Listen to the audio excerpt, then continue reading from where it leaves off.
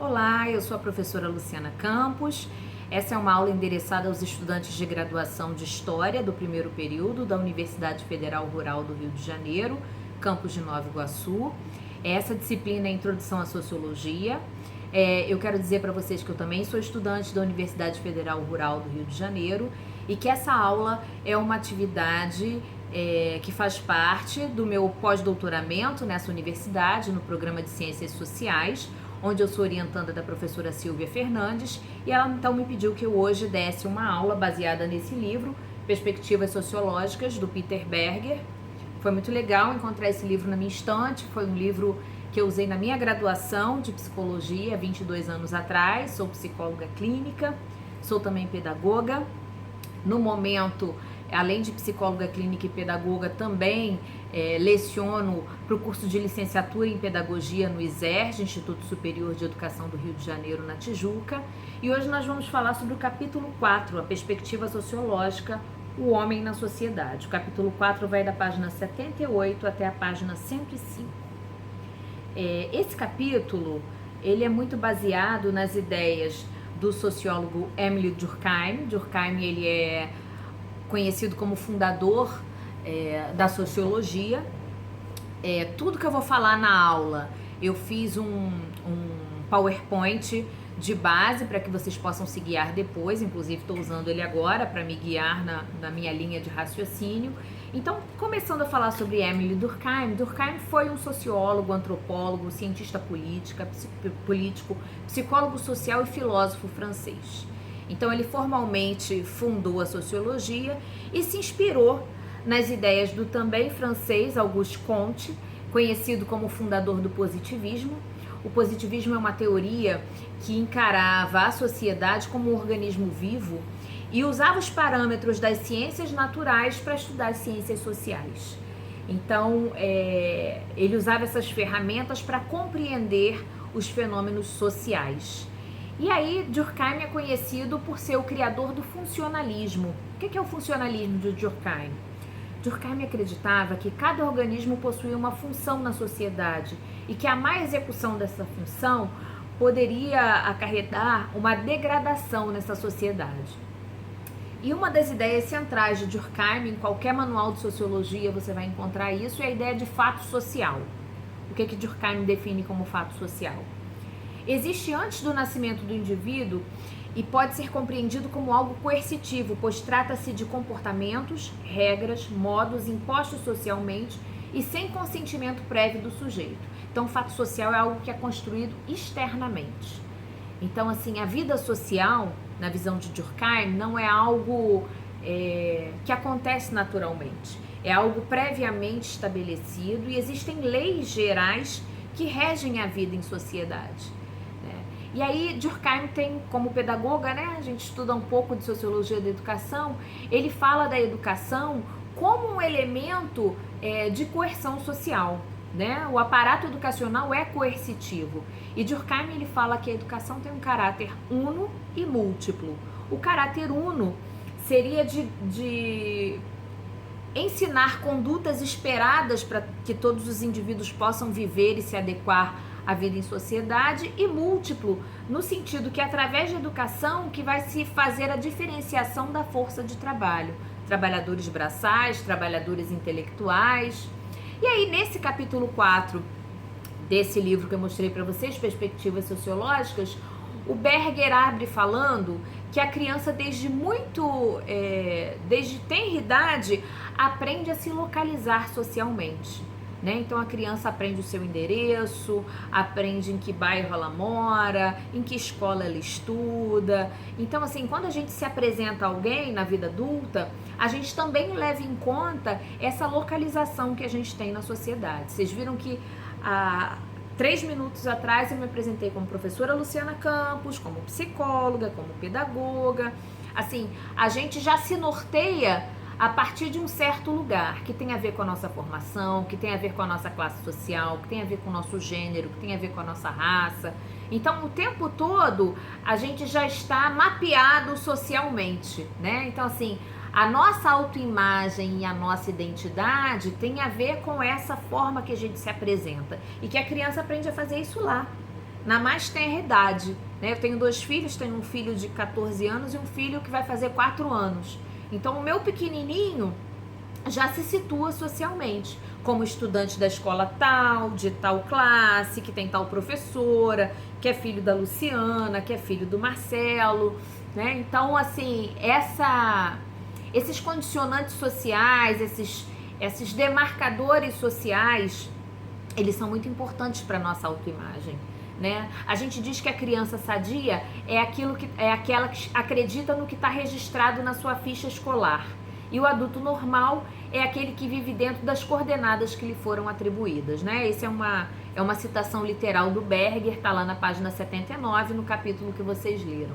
Então a gente tenta fazer uma correspondência entre a imagem social que a gente transmite e a nossa autoimagem. E a gente espera que tenha um mínimo de congruência, né, entre o que a gente enxerga da gente e o que o exterior enxerga da gente, né? Vou fazer mais uma citação literal do Berger, da página 79. O que nos interessa no momento é a maneira como essa localização informa ao indivíduo aquilo que ele pode fazer e o que pode esperar da vida. Estar localizado na sociedade significa estar no ponto de interseção de forças sociais específicas. A pessoa age em sociedade dentro de sistemas cuidadosamente definidos de poder e prestígio, e depois que aprende sua localização, passa a saber que não pode fazer muita coisa para mudar a situação. Então, assim, a gente acredita que a gente vive num nível de liberdade que, quando a gente vai estudar o funcionalismo durkheimiano, a gente começa a se assustar, porque ele mostra que a gente não tem tanta liberdade assim. Não tenho tanta liberdade assim para escolher a minha carreira, o perfil de homem com o qual eu vou me casar, a maneira como me visto, a maneira como me porto. Ou seja, existe um script social para que eu me comporte de determinada maneira. E quem que garante que esse script social aconteça?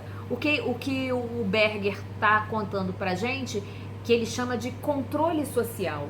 São os métodos que a sociedade tem para enquadrar os membros resistentes dentro dessa sociedade. Então a gente está o tempo todo passível de um mega controle social, né? O meio supremo de controle social é a violência física, né? E o Berger diz que a violência é o alicerce supremo de qualquer ordem política. Não que essa violência ela seja evocada e utilizada a todo tempo, mas é muito importante que ela exista, né? Ele dá alguns exemplos aí na leitura do capítulo, como vocês viram, que tipo assim, se um guarda te parar porque você está cometendo alguma infração no trânsito, excesso de velocidade, porque você avançou um sinal, e se você por acaso não obedecer, não acatar, ele pode usar a violência física, ele pode usar algum instrumento ali de coerção, de violência física, que faça você prontamente atender, né, a reprimenda dele. E aí, na página 83, o Berger fala assim: em qualquer sociedade normal, a violência é utilizada com parcimônia e como último recurso, e a mera ameaça dessa violência final basta para o exercício cotidiano do controle social. Então, para o exercício do controle social, a gente tem o controle policial, que pode ou não usar a violência, né, como fim. O controle econômico, isso é um mega controle, né? Imagina você que... vou dar um exemplo do meu cotidiano de escola, né? Coordenei escola por muitos anos. Então, imagina que um professor, de repente, não queira acatar as regras impostas para ele naquela determinada cultura escolar. Então, eu, na posição de coordenadora, sendo essa uma escola privada, posso chegar para ele e fazer um simples comentário coercitivo. Professor, você tem interesse de continuar trabalhando conosco? Porque se tiver, o horário é esse, a regra é essa, você deve se portar assim, você deve se vestir assim, você deve se remeter ao aluno assim. Enfim, então a gente tem o controle da violência, o controle policial, a gente tem o controle econômico, porque ele vai pensar 2 vezes antes de perder aquele emprego que provavelmente paga parte das contas mensais dele, e a gente tem as sanções institucionais, né? As instituições também são passíveis de de terem comportamentos coercitivos com a gente, de ajustar como deve ser o nosso comportamento. E aí uma coisa muito interessante, eu vou voltar depois às instituições, mas uma coisa muito interessante que o Berger, se baseando no Durkheim, ele fala, é que o grupo é uma forma de controle social. Ele diz assim, veja um grupo de amigos, pode ter uma opinião dissonante, mas a tendência é que o grupo exerça tanta pressão sobre o elemento que tem a opinião dissonante que ele acabe fazendo ele acabe aceitando a opinião dos demais, ele acabe, enfim, cedendo, né? Ele diz que o consenso é a média da aceitação grupal. E nós, seres humanos, nós somos ávidos pela aceitação. Uma das linhas da psicologia, eu sei que a aula não é de psicologia, é de sociologia, mas enfim, eu não tenho como volta e meia não me basear em parâmetros e exemplos ou da psicologia ou da educação. Dentro da psicologia, a gente tem uma corrente de estudo chamada constelação familiar. E essa corrente de estudo, ela fala que a conduta humana, ela tem 3 regras gerais, né? A primeira é a regra do equilíbrio entre o dar e o receber. A gente precisa dar e receber na mesma medida para que as relações fiquem equilibradas. Vocês viram o que eu falei no início? Essa aula que eu estou dando para vocês faz parte de um acordo mútuo meu com a Universidade Federal Rural do Rio de Janeiro, que para eles me aceitarem como estudante, eu tenho que dar alguma contrapartida. Então é o equilíbrio do dar e receber. A segunda lei geral sistêmica é da hierarquia, né? Todas as relações, elas são hierarquizadas, né? Por mais que o professor e aluno estabeleçam uma relação mais dialógica, mais próxima, mas existe a autoridade do professor em relação ao aluno. Existe a autoridade de mãe, pai, filho, né? Existem vários tipos de autoridade, de hierarquias a que estamos submetidos. E a terceira lei geral é a questão do pertencimento. Todos nós somos ávidos por pertencer a grupos.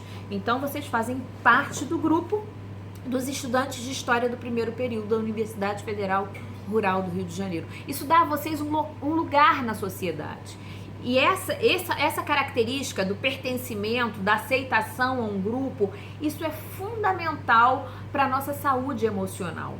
Então, quando o Durkheim fala disso, né, que a gente às vezes aceita, entra no consenso de uma ideia dissonante no grupo para ser aceito, isso está completamente compatível com o nosso anseio humano de ser aceito, de pertencer a um grupo, de fazer parte de um grupo de pessoas. E ele fala de diversos mecanismos de controle que existem. Ele fala da persuasão, que é a capacidade de convencimento. Ele fala do ridículo. Então, se uma pessoa não quer se adequar à regra, você acaba levando ele a fazer um papel ridículo para que então ele se adeque. Ele fala da difamação, ele fala do opróbio, que é a injúria, e ele fala do ostracismo, que seria o exílio, né? Ele diz que uma das punições mais severas que uma pessoa pode sofrer em sociedade é o ostracismo. Vamos traduzir essa palavra, né? O que é ostracismo, Luciana? Quando os atenienses consideravam que determinado cidadão era uma ameaça para a democracia, ele era submetido a uma votação. Os eleitores escreviam o nome da pessoa num pedaço de cerâmica chamado de óstraco, que vem do grego óstracon, e o sujeito que tinha o nome mais votado era então condenado ao ostracismo. Isso significava que ele deveria se afastar de Atenas por 10 anos. Depois desse período, poderia retornar com plenos direitos políticos. Hoje em dia utilizamos a expressão cair no ostracismo quando uma pessoa fica esquecida por todas. Então, assim, diante de todas essas maneiras de coerção para que o indivíduo se adeque às normas sociais, o Berger diz que o ostracismo é uma das mais cruéis, né? Ninguém quer ficar no ostracismo, ninguém quer cair no esquecimento, né? E aí ele vai e desdobra outras formas de controle moral e ele fala da fraude, né? Ele diz que o controle social pode se basear em afirmações fraudulentas.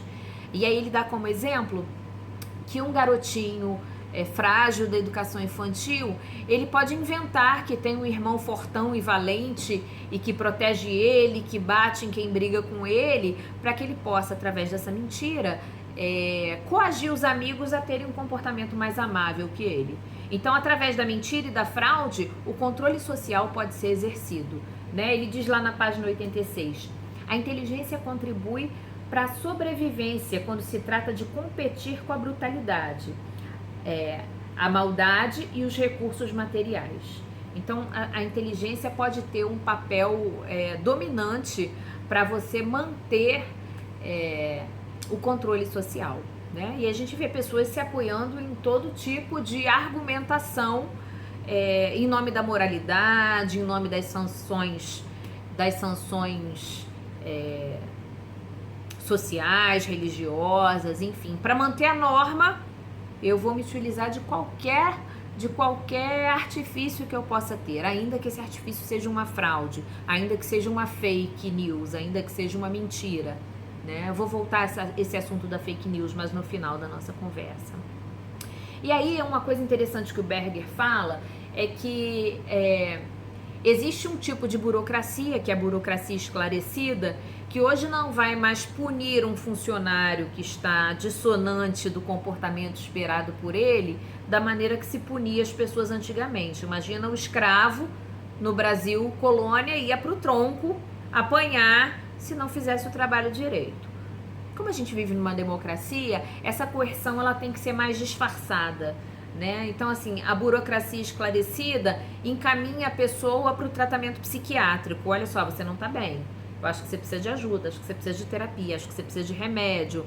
Enfim, não estou menosprezando o meu papel como psicóloga, mas muitas vezes o rotular uma pessoa de doente mental é uma maneira de fazer um controle social dessa pessoa, né? É uma maneira de rotular essa pessoa.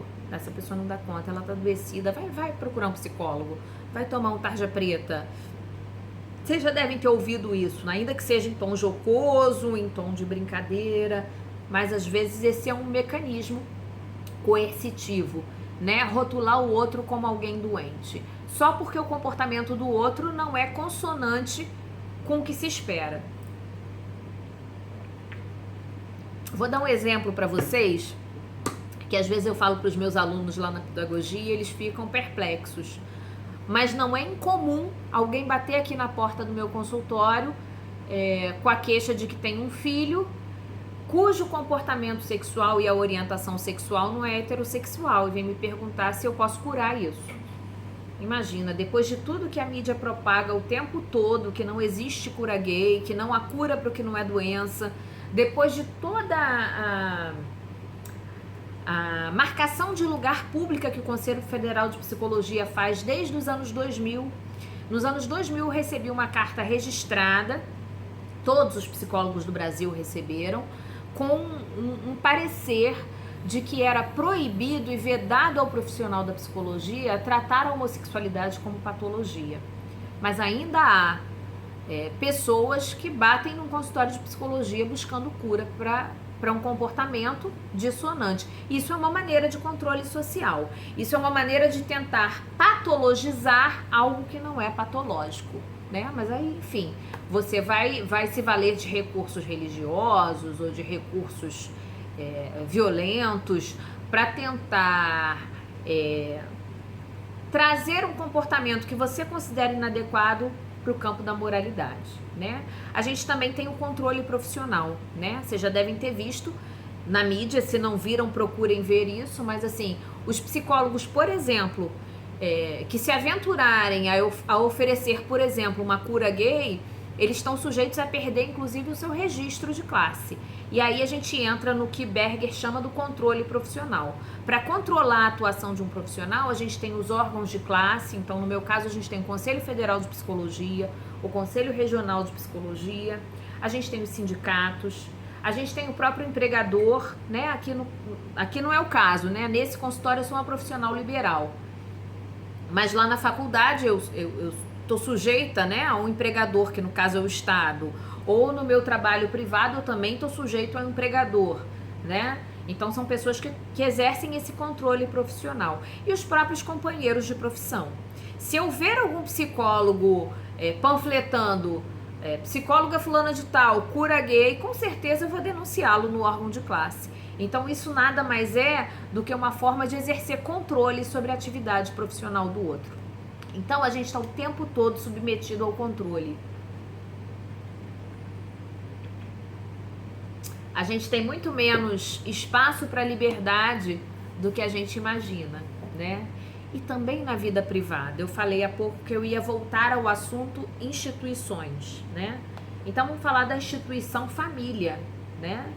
A nossa família, não se enganem, é uma poderosa instituição de controle sobre a nossa vida, porque é a célula primeira de vínculo afetivo, de aceitação, né? A nossa autoimagem é construída a partir das nossas relações e vínculos familiares. Então a nossa família, ela faz um rígido controle sobre o nosso comportamento, né? E os nossos amigos próximos também.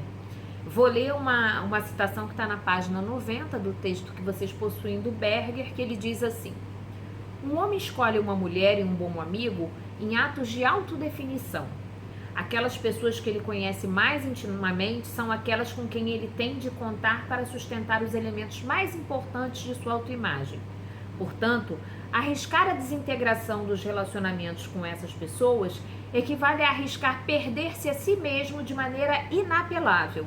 Não é de admirar que muitos déspotas do escritório obedeçam prontamente às suas mulheres e tremam diante de um olhar de reprovação dos amigos.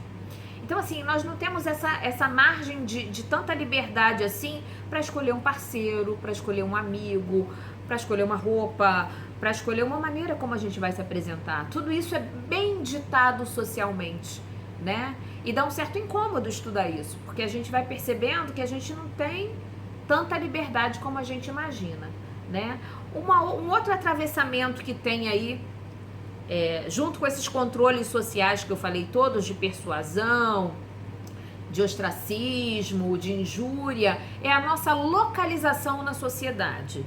Ele chama isso de estratificação.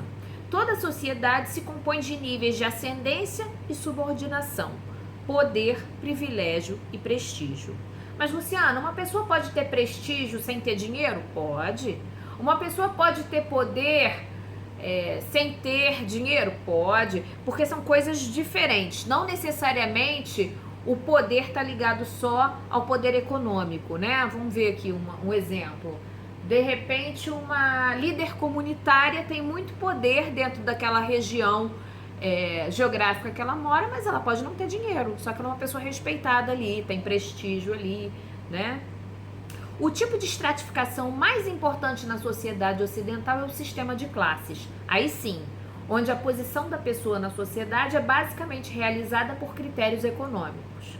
Então, o nosso critério econômico diz em que classe social a gente está inserido.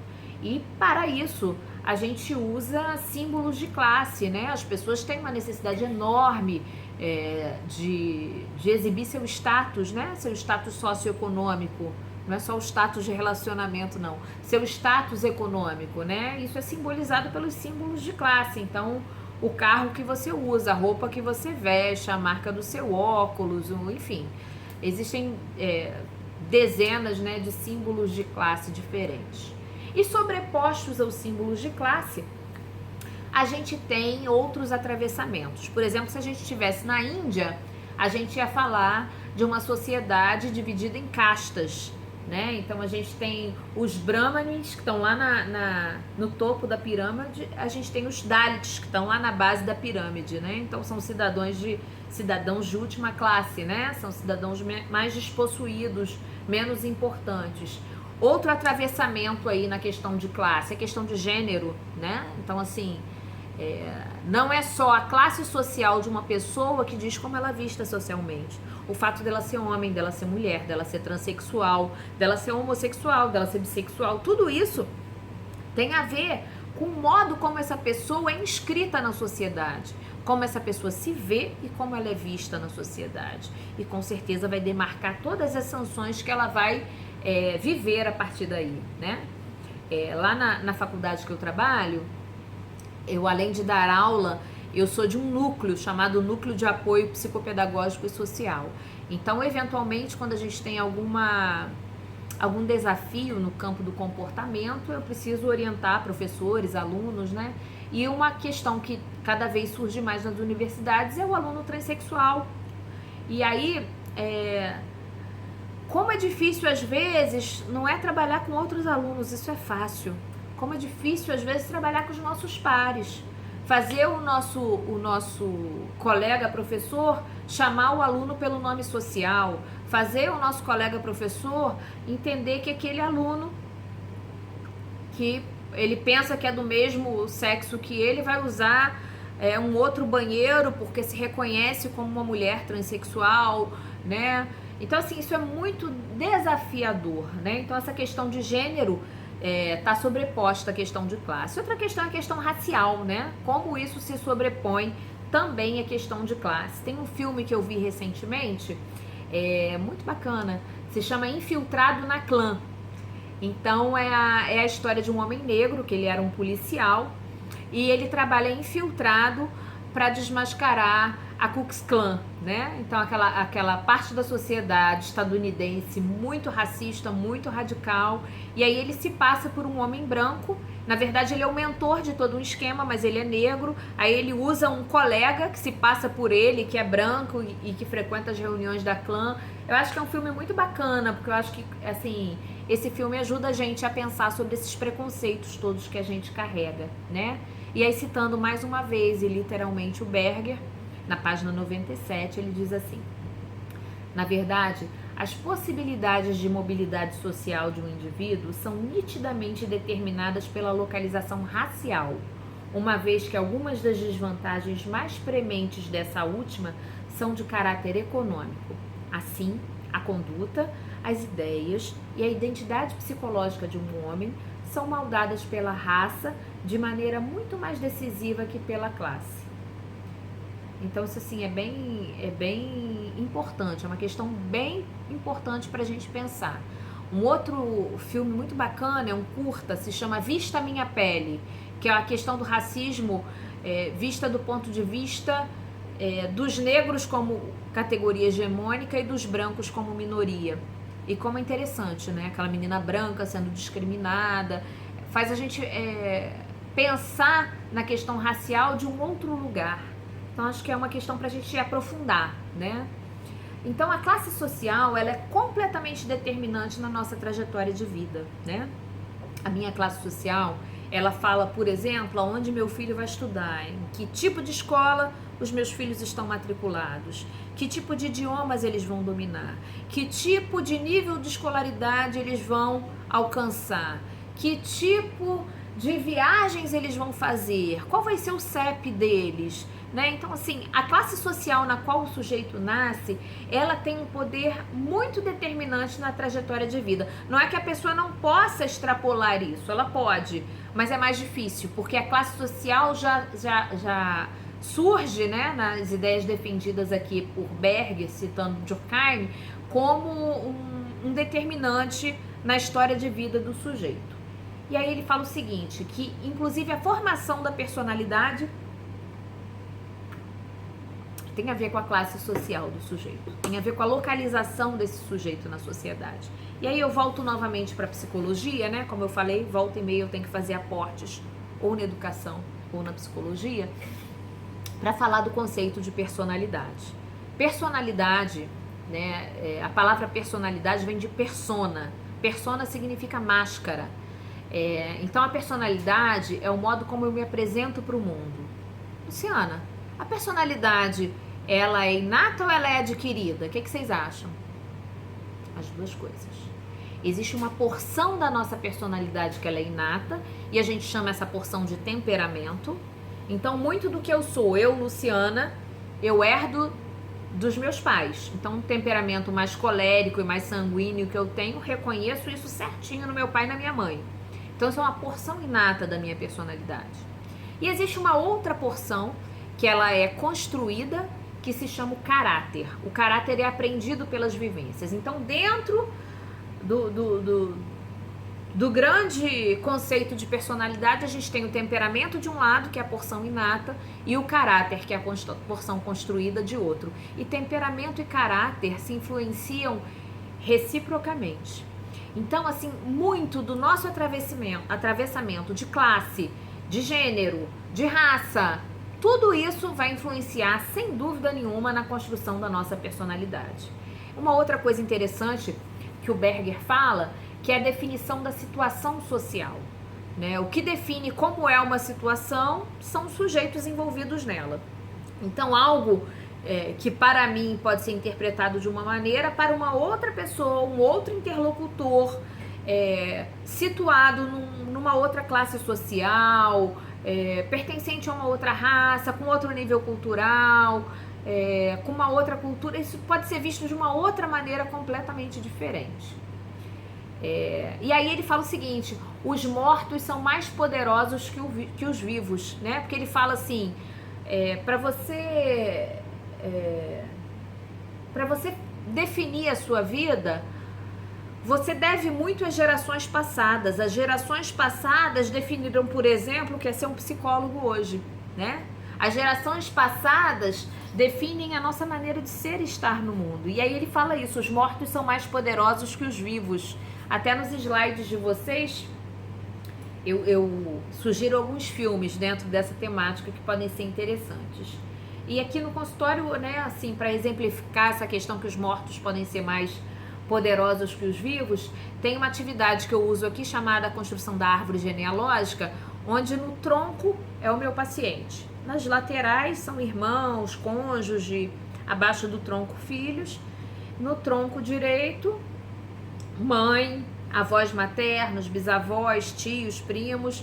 No tronco esquerdo, pai, avós paternos, tios, primos. E aí eu peço para o meu paciente escrever as características de personalidade de cada um desses familiares. É uma tarefa mega demorada, às vezes precisa de uma pesquisa, né, no seio da família, mas é muito interessante, porque assim, tem várias características no tronco, que é o paciente, que às vezes ele pensa que são características intrínsecas, idiosincráticas, e são aprendizados geracionais, né? Porque assim, o que eu sou, eu, Luciana, hoje, tem muito a ver com o que foi minha tataravó, meu tataravô, pessoas que eu nem conheço, que eu não sei nem o nome, mas que certamente me influenciaram. E gerações passadas os influenciaram, e essas influências chegam até hoje, né? E aí, nesse sentido, Berger, ele problematiza vários conceitos, por exemplo, monogamia, né?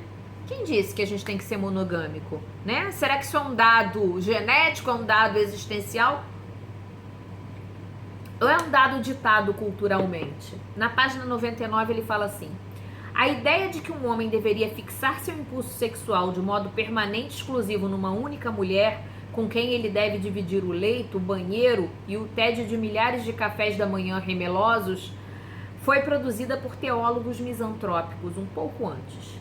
E a premissa de que a iniciativa desse acordo maravilhoso deveria partir do macho com a fêmea sucumbida de suas carícias remonta às eras pré-históricas, em que pela primeira vez guerreiros selvagens investiram contra alguma pacífica aldeia matriarcal, arrastando suas filhas. Quando a gente começa a estudar as sociedades, né, eu creio que vocês devam, juntamente com a introdução à sociologia, devem estar estudando antropologia, a gente vê que alguns dados culturais muito naturalizados, como a monogamia, por exemplo, não são regras em outras sociedades, né? Inclusive, dentro da nossa sociedade, onde há um consenso à monogamia, a gente pode problematizar isso. Esse é um livro que eu gosto muito para problematizar a monogamia. Se chama A Função Social dos Amantes na Preservação do Casamento Monogâmico. É um estudo da pesquisadora Angenita Meno, e é muito interessante tudo que ela fala aqui. É da editora Alternativa, né? Que ela fala que a amante tem um papel de preservar o casamento monogâmico. Muitas vezes o casamento melhora depois que alguém tem uma amante. Enfim, é um estudo denso, é um estudo de doutoramento dela. Então, assim, eu falando assim de maneira en passant, pode parecer uma coisa muito bizarra, mas é muito interessante esse livro. Faz a gente pensar sobre a arbitrariedade da sociedade monogâmica. E aí ele diz o seguinte: para que a sociedade tradicional se mantenha dessa maneira que ela é, a gente tem que ter os guardiões da tradição. Porque o jogo, estou citando literalmente o Berger, O jogo já foi arrumado antes de entrarmos em cena. Então imagina um casamento. Então algo que parece um impulso natural, toda mulher quer casar, todo homem quer casar, nada disso. Isso é um arranjo social e existem os guardiões da tradição que entram em cena. A costureira, o joalheiro, o padre, a cantora lírica que vai cantar no seu casamento. Então, assim, esses guardiões, né, da tradição, eles têm esse papel de perpetuar essa tradição. Quando, por exemplo, os guardiões da tradição tentam flexibilizar um pouco a tradição, o que acontece com eles? Eles sofrem sanções, né? Vocês devem estar vendo aí noticiado na mídia que está acontecendo um sínodo na Igreja Católica e o Papa Francisco vem sendo duramente criticado, né? Porque tem uma postura mais progressista. No Globo de ontem saiu a seguinte matéria: Papa tem audiência com padre defensor dos católicos LGBTQ. Então imagina, o padre abrindo na Igreja Católica uma discussão sobre o que é tabu, né? E questionando isso e falando que os homossexuais têm sim um lugar na igreja. Ele fere os guardiões mais ferrenhos e ortodoxos da tradição, né? Eu ouvi ontem no jornal que a Igreja Católica Alemã já pensa num cisma. Isso já é alguma coisa que se cogita. Então você avalia, né? Assim, você tem uma postura um pouco mais vanguardista em uma instituição tão tradicional quanto a Igreja Católica, é algo que incomoda muita gente, né? Nesse sínodo se fala, por exemplo, de elevar as mulheres à condição de sacerdotisa, né? Algo, imagina, uma sociedade como a nossa, onde a mulher já conquistou, né, bastante lugar na sociedade, que a mulher não possa ainda ter um protagonismo na vida religiosa. Então se discute agora que essa mulher possa ser elevada à categoria de sacerdotisa, né? Então, enfim. Aí eu falei para vocês que eu ia voltar no assunto instituição.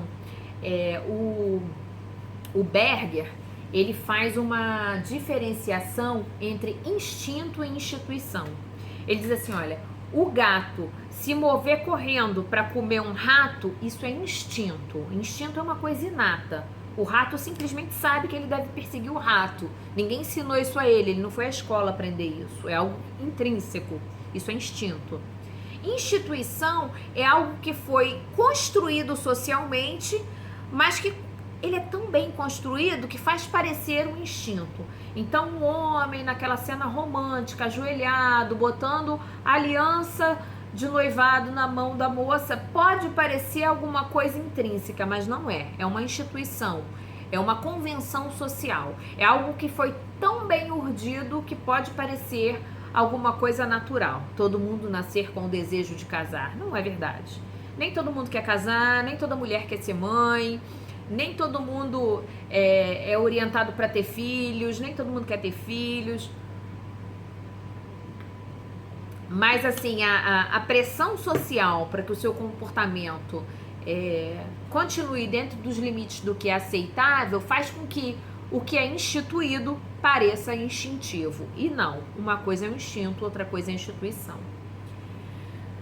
Chegando ao final, né, dessa narrativa sobre esse capítulo 4, eu acho que Durkheim incomoda um pouco a gente, né? Porque lá na página 104, o Berger diz assim: esse vislumbre da realidade pode parecer profundamente deprimente a princípio, mas como veremos, ele na verdade nos oferece a primeira nesga de uma visão da sociedade um pouco menos determinista que aquela que até agora obtivemos. Isso está na página 104. E na página 105 ele prossegue: a sociedade nos precedeu e sobreviverá a nós. Nossas vidas não são mais que episódios em sua marcha majestosa no tempo.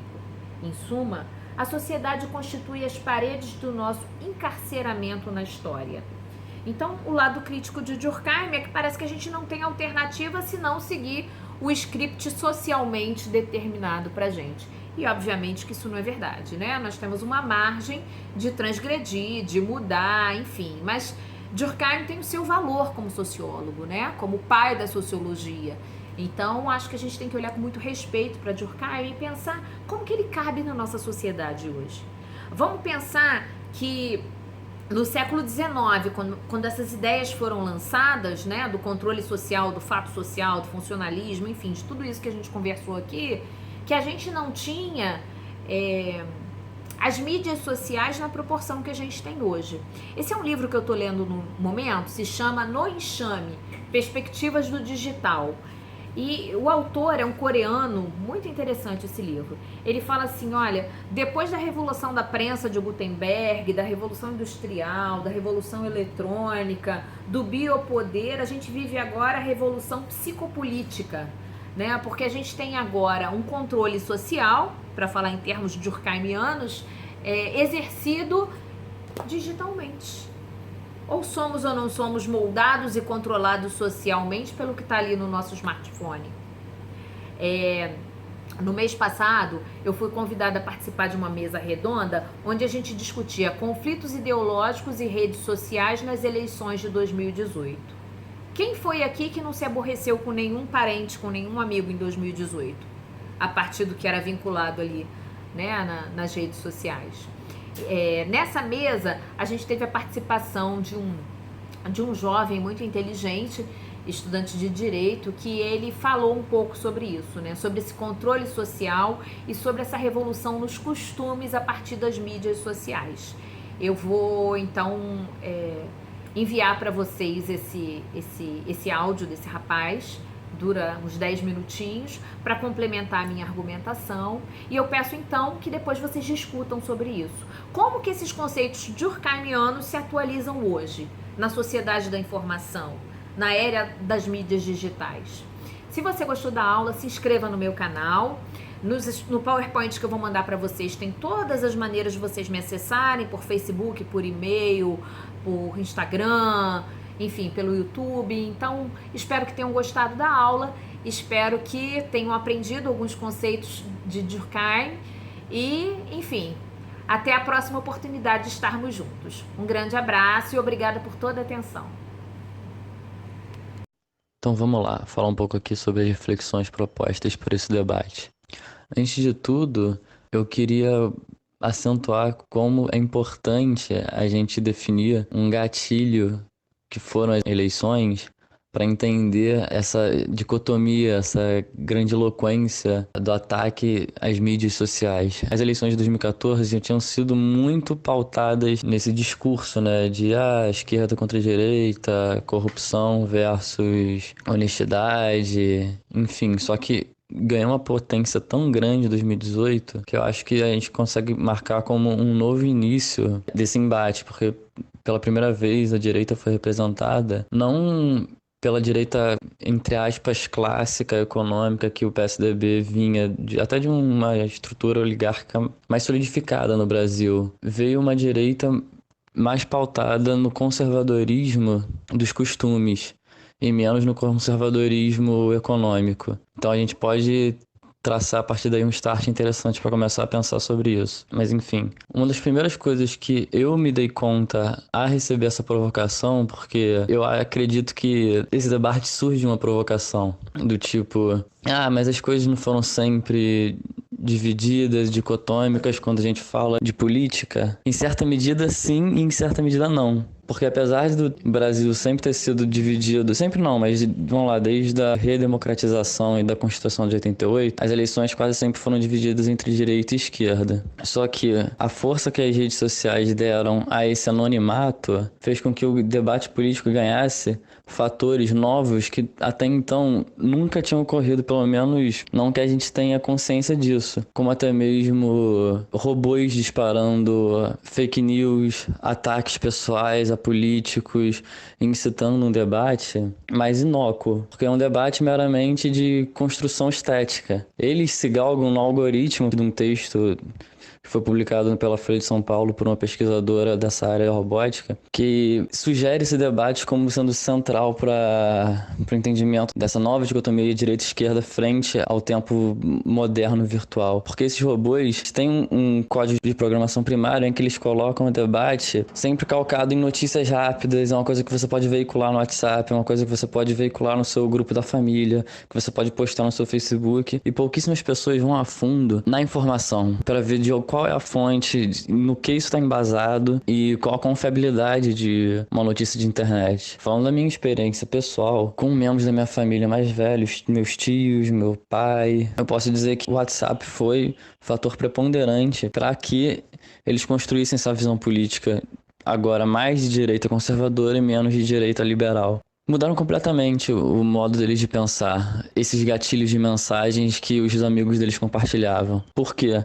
Agora eles começaram a pensar a partir de uma lógica em que tudo que vem corroborar com o que eu penso é uma notícia verdadeira e tudo que vem a discordar do que eu penso é uma fake news. A informação foi resumida a dados e a confiabilidade dessa informação foi resumida à vontade humana, você querer enxergar o seu lado como certo e o outro como errado. A gente trouxe o maniqueísmo da novela, sei lá, mocinho, bandido, vilão, corrupto e honesto. A gente trouxe esse maniqueísmo da novela para o nosso campo social no âmago até do seio familiar, a ponto de eu, na minha experiência pessoal e muito sensível, até comecei a criar um problema de arranhar até a memória efetiva por parentes e tios e primos com quem eu guardava muito carinho. E foi difícil atestar isso, porque eu sempre fui uma pessoa preocupada em procurar fonte, em ter certeza da informação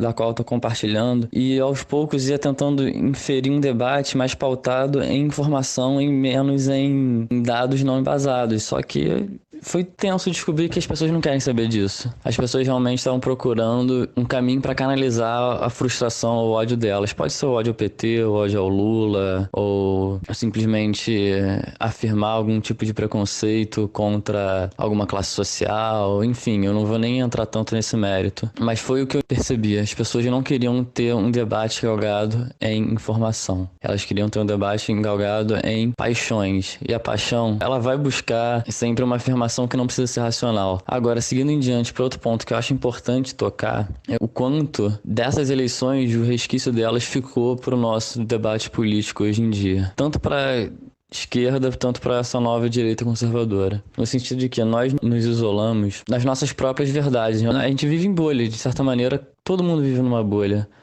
Mas agora a gente está tendo cada vez mais certeza das nossas verdades e julgando o outro sempre como incorreto, como inverossímil. E pior do que isso, demonizando o debate. Eu gosto de dar sempre um exemplo prático para ilustrar o que eu estou dizendo. Eu vou até falar coisas que são recentes na política brasileira, aconteceram há pouco tempo. O deputado federal Kim Kataguiri, que é ligado ao Movimento Brasil Livre, do PSDB, um representante da direita, não é nem da direita Bolsonaro, vamos dizer que é mais da direita antiga. Mas enfim, esse representante da direita foi muito criticado e rechaçado pelos seus apoiadores, muitos deles do MBL e de, sei lá, novas frentes desse neoliberalismo. Foi muito rechaçado por ter, olha isso, por ter sido flagrado tomando café da manhã com Marcelo Freixo na Câmara. Ou almoço, eu não lembro. Eles estavam fazendo alguma refeição e foram vistos juntos sentados numa mesa. Isso gerou pra ele um efeito cascata, de muita gente falando, você traiu o nosso movimento, você tá conversando com o Marcelo Freixo. E pra dar um ponto do outro lado, pra gente ver a mesma medida, acho que foi essa semana ainda, o Marcelo Freixo foi extremamente criticado por muitas alas do PSOL, das pessoas ditas de esquerda vanguardista, por ter se reunido a pastores evangélicos querendo debater uma nova frente para um Brasil, novas propostas. Mas foi escorraçado. Eu que vejo mais essa dialética da esquerda, porque é um ambiente em que eu vivi, universitário, de universidade pública, e pelos meus amigos, o pessoal mais jovem, pelos ambientes que eu frequento. Eu fico extremamente decepcionado quando eu vejo as pessoas tomando esse tipo de atitude. Ou seja, o diálogo com quem pensa diferente está se tornando um obstáculo. E a gente começa a esquecer que a praxis política é dialógica. A gente não pode se isolar no nosso grupo e falar assim, cara, eu não vou debater com ninguém, não vou conversar com ninguém que pensa diferente de mim, porque a partir disso eu vou estar saindo da minha ideologia. A gente tem uma cartilha pra seguir, né? Esses políticos e toda essa frente que entende a política dessa maneira, acha que se você fugir em algum ponto dessa cartilha, você tá traindo as suas concepções, a sua moralidade. Isso é muito, muito, muito preocupante, é meu ponto de vista. E a gente pode transferir esse pensamento até pros movimentos sociais, de esquerda, excluindo pessoas que pensam diferente do debate. Eu vejo muito isso, eles querendo excluir o movimento de mulheres, o movimento feminista querendo excluir a opinião de quem pensa um pouquinho diferente, por movimento de negros também. Quando na verdade, não é você querer tomar o espaço de fala da pessoa, mas é você querer também participar do debate. Você não pode querer dizer que você é o arauto do conhecimento, mesmo que você seja a pessoa com que sofre daquele problema, seja a mulher sofrendo com machismo, ou um negro sofrendo com racismo, você não pode deter o conhecimento do problema só pra você. Eu dou um exemplo prático e acho que é um pouco interessante, porque é uma analogia com o passado, né? Meio que no sentido de, cara, hoje em dia a esquerda teria dificuldade pra aceitar Darcy Ribeiro. Porque ele era um homem branco, de classe média alta, e falava sobre causa indígena, falava sobre antropologia, várias coisas que, entre aspas, para esse povo de hoje seria roubar lugar de fala. Quando na verdade ele não estava querendo roubar lugar de fala de ninguém. Ele estava querendo, muitas vezes, dar um ponto de vista acadêmico, uma questão que era pouco explorada. Então, às vezes, assim, não é você chegar para uma pessoa que está de fora do seu grupo social e falar assim, esse é meu lugar de fala, aqui você não pode falar. Não é isso. Às vezes a gente tem que dar um pouco o nosso braço a torcer e falar assim, cara, às vezes essa pessoa de fora, ela tá dando até uma visão acadêmica mesmo do problema e algo que a gente não tava enxergando por estar dentro. Não é deixar essa pessoa tomar conta do movimento, não é isso. Mas é deixar que essa pessoa talvez traga um ponto de vista diferente, que possa ser interessante. A gente vive esse momento de maneira, acho que crucial. A gente tá aqui 7 meses desse novo governo, a gente começando a entender como vai ser essa prática, começando a entender como vai ser esse debate. E cada vez mais, eu volto pro começo aqui do áudio, eu falo assim, cada vez mais esses robôs vão estar construindo o pensamento político de muita gente. O WhatsApp, o Facebook, o Instagram, não nos enganemos, os algoritmos, eles pensam muito mais rápido do que a gente. É uma pessoa programando milhões de robôs que disparam notícias a todo momento e que a gente não verifica, a maioria das pessoas não verifica o conteúdo, não verifica a fonte, e assim, vai ser muito complicado a gente lidar com uma tecnologia que é tão rápida e tão feroz no seu público-alvo, digamos assim. Acho que esse é um debate importante, a gente tem que, por isso, sair dessa caixinha de cada um estar no seu lugar, esquerda, direita, preto no branco, mundo maniqueísta, de começar a repensar o papel da tecnologia e como a gente quer usar ela para o debate político. Porque até então, a coisa tá feia. Ela está sendo muito usada de maneira, a meu ver, imoral. Imoral, porque você está fugindo da praxis de como a política deve ser feita. E isso virou, sei lá, certeza de que vai acontecer. Até nas próprias eleições americanas, que serviram, entre aspas, como espelho para a eleição no Brasil, hoje em dia estão sendo investigados diretores da FBI, influência de hackers russos na campanha do Donald Trump. Isso tudo quer dizer muito pro que reverberou aqui pro Brasil. Então, assim, a gente tem que pensar essa questão virtual entre os nossos grupos familiares e quem tá influenciando nossos grupos familiares, quem tá por trás quem tá fomentando esse debate. Assim, uma questão que é muito extensa, muito delicada, e que eu acho que a gente tem que começar a se questionar mais e ter menos certeza e mais dúvida. Um pensamento, eu acho que é básico na filosofia, na sociologia, antropologia, que a dúvida é o que nos move. A certeza deixa a gente estagnado. Então, assim, vamos ter um pouco mais de dúvida em relação a certos posicionamentos nossos que estão engessados, porque é assim que a gente segue em diante, é assim que a gente constrói uma sociedade melhor, mais igualitária e mais razoável. Acima de tudo, mais razoável.